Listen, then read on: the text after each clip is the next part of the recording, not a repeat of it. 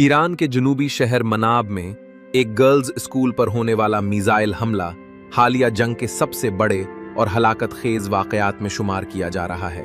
शजराए तैयबा नामी इस स्कूल को उस वक्त निशाना बनाया गया जब तालिबात मामूल के मुताबिक क्लासों में मौजूद थीं।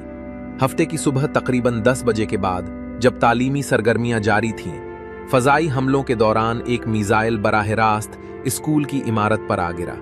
धमाके की शिद्दत से चंद लम्हों में पूरी इमारत जमीन बोस हो गई। खिड़कियां टूट गईं, दीवारें गिर गईं और क्लासरूम मलबे के ढेर में तब्दील हो गए। हमले के फौरन बाद इलाके में अफरा तफरी फैल गई।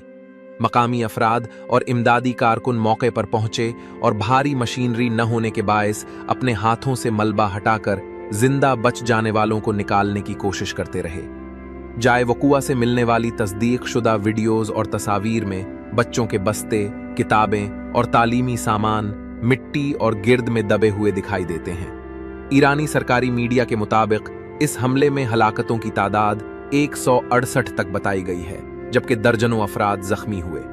ताहम जंगी हालात, महदूद रसाई और इंटरनेट बंदिश के बायस आज़ाद ज़राए उन आदाद व शुमार की मुकम्मल तस्दीक नहीं कर सके।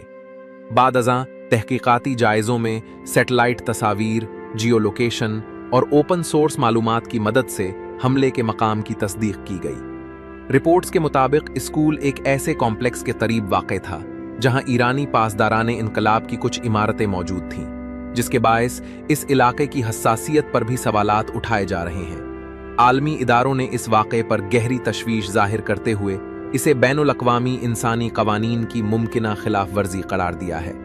माहिरीन का कहना है कि शहरी इलाकों और तालीमी इदारों पर हमले जंगी कवानीन के तहत इंतहाई संगीन मामला समझे जाते हैं।